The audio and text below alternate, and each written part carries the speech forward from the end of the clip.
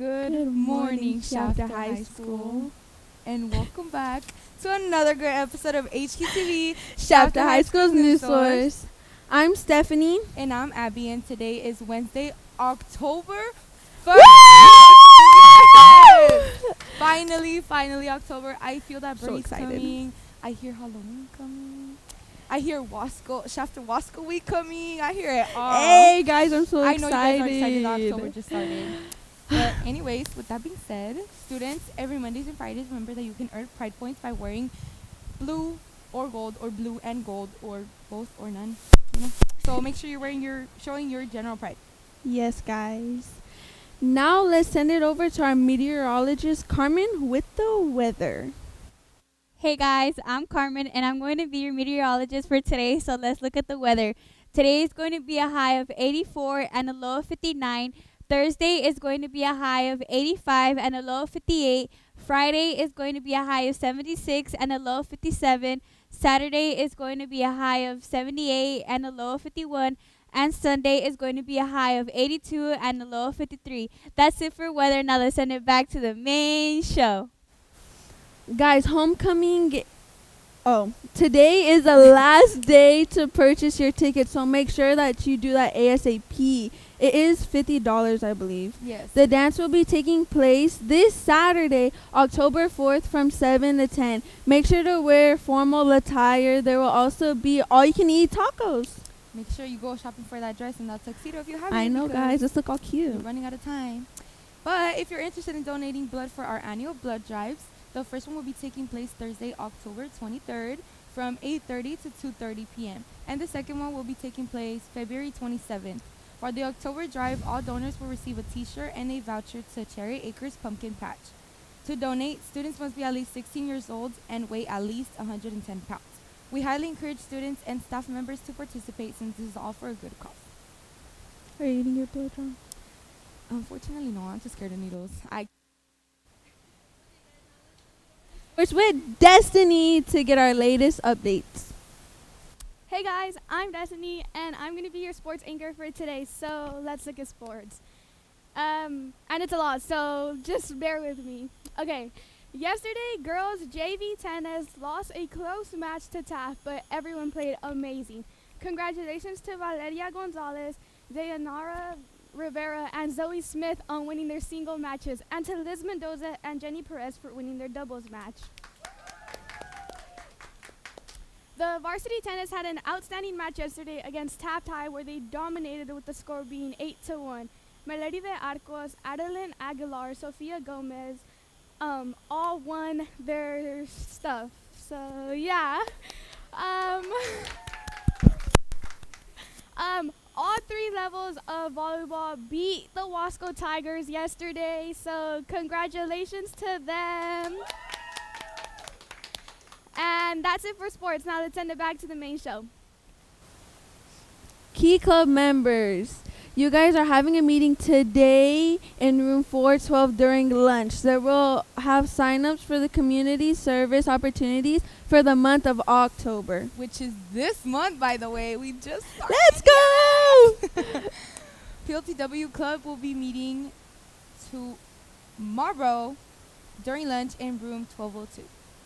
Also, junior class, there is a meeting this Friday at lunch in 607. The sophomores, you also have a meeting this Friday during lunch in 301 to discuss homecoming. And remember that the Tardy Challenge is here. Today is day 3 of our Tardy Challenge, so we hope you guys have been getting to class on time. I know you guys want those prices. Trust me, they're good. I promise. Also, it's from September 29th to October 10th, so make sure you guys are getting to class on time. Yes. Now it's time for shout-outs. Oh, it's not going to play. Okay, so today's shout-out goes to Aaliyah Ramos for running our track. To Natalie for running our mics. Woo! To Priscilla for running our script. Woo! To your main anchors for running the show. To Destiny for running sports. And to Carmen for running our weather. appreciative of all of our HQTV members. Yes, guys, we love them all. On that note, Generals, we will be ending today's show with a message from our principal, Mr. Shipley. So we hope you guys have a super general day and tune in tomorrow for another great episode of HQTV, Shafter High School's news source.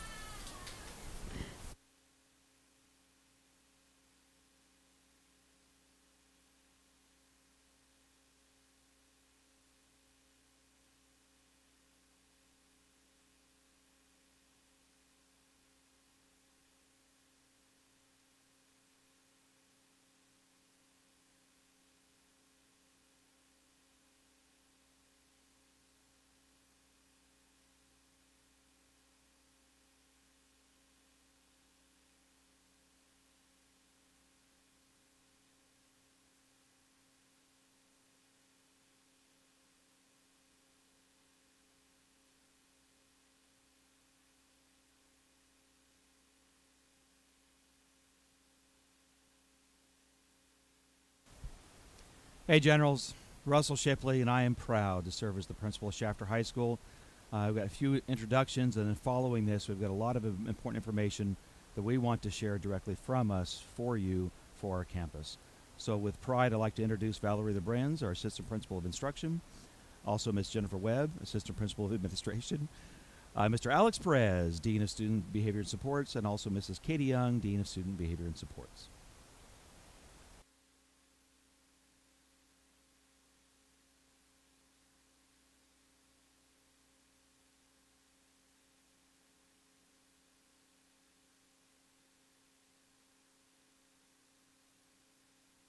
This is something that we want to do and we need to do each and every year for our entire Generals family.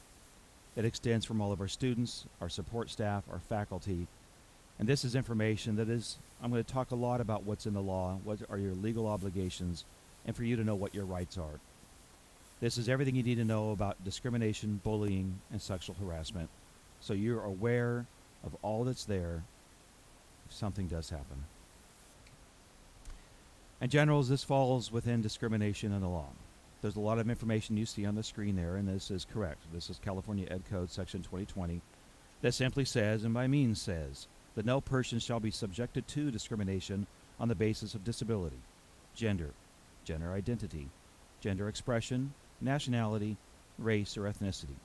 As you continue on, you'll see further down that there's also what's called ARs and BPs. There are board policies as well as administrative regulations that also support and to fall in line with what comes to us from our California Ed Code, as well as board policy and administrative regulations that control all things on intimidation, threatening, hostile, offensive educational environment, or has this substantial or unreasonable interference with your academic performance or otherwise adversely affect a student's educational opportunity.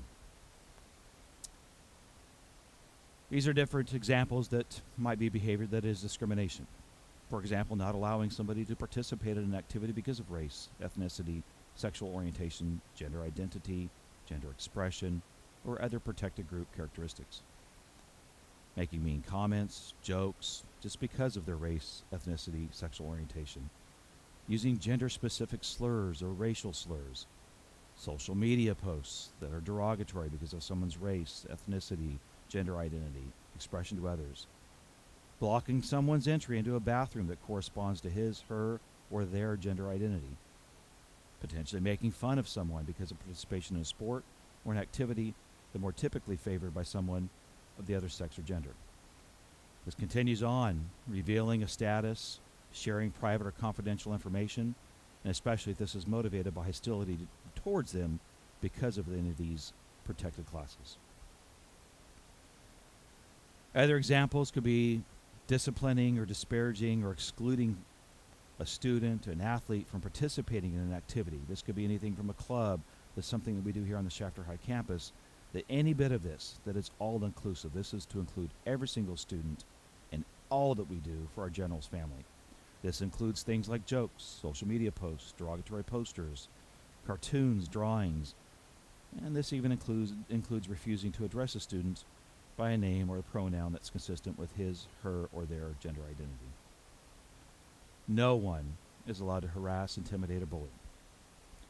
because of all of this that you see here. And it goes from race to color to ancestry to age, physical mental disabilities to religion, to your status, to political affiliation, sexual orientation, gender, transgender, transitioning, gender expression, or genetic information.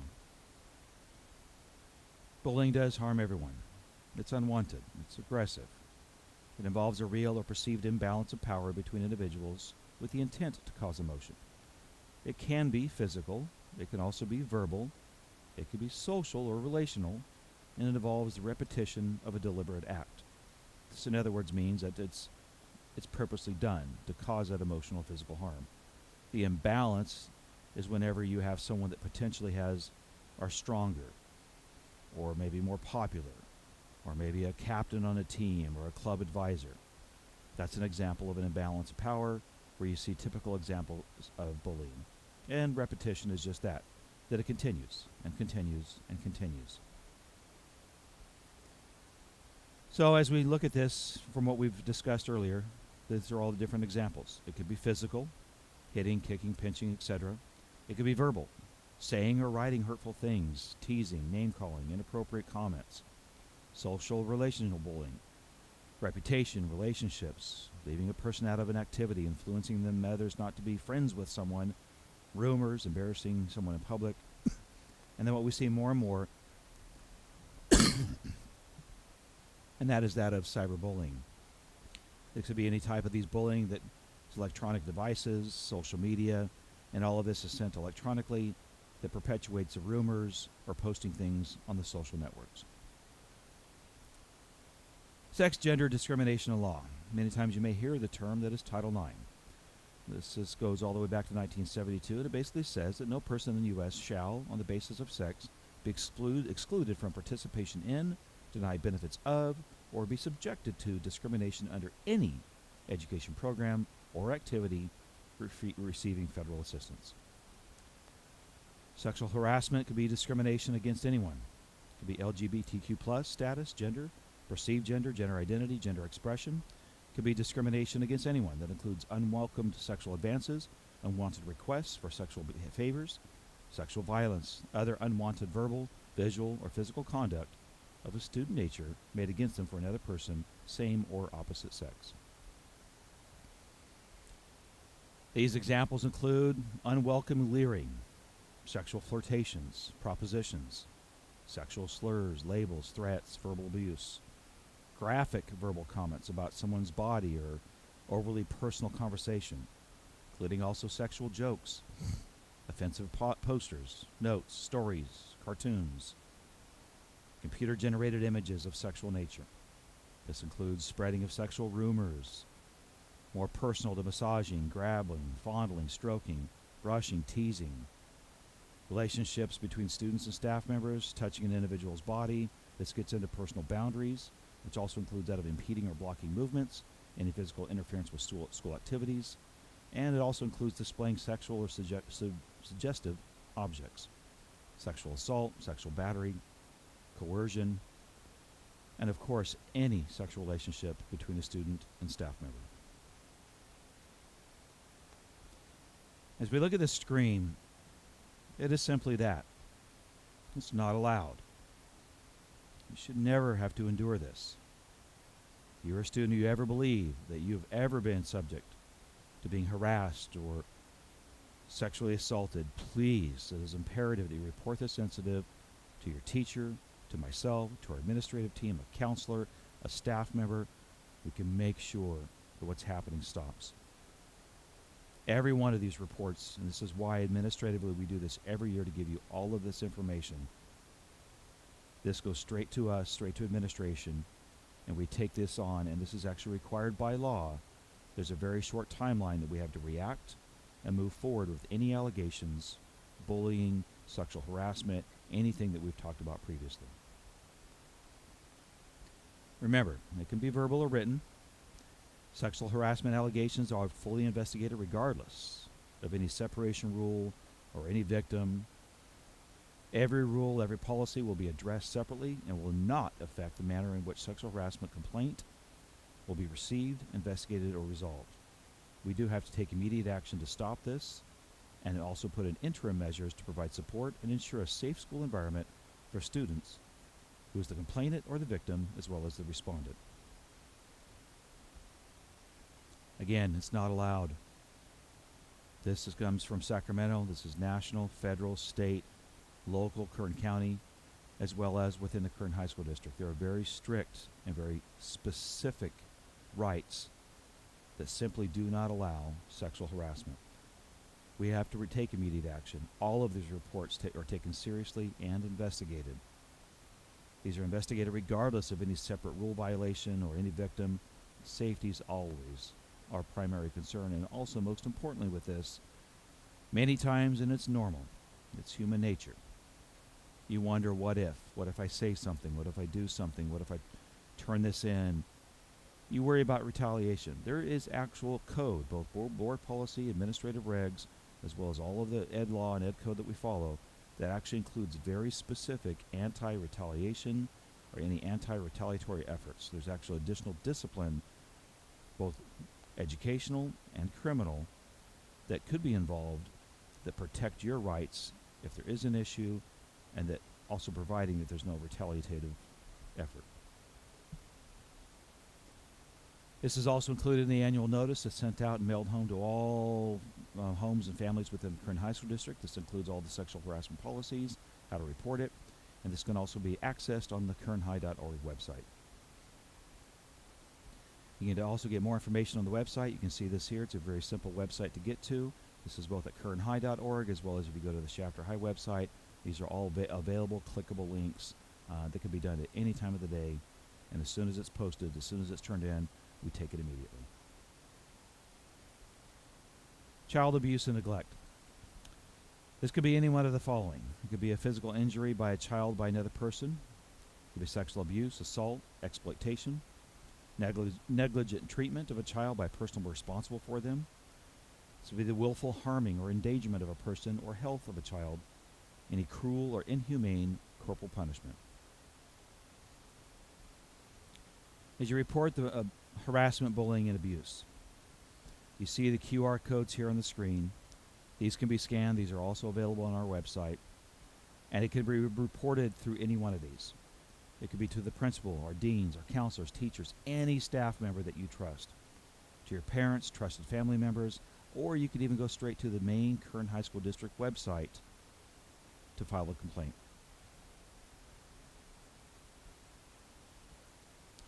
This is also important that if you do not hear a response, or you feel that your response is not being taken care of, not being responded to, there's also the Office of Civil Rights, and that contact information is there and available on the screen.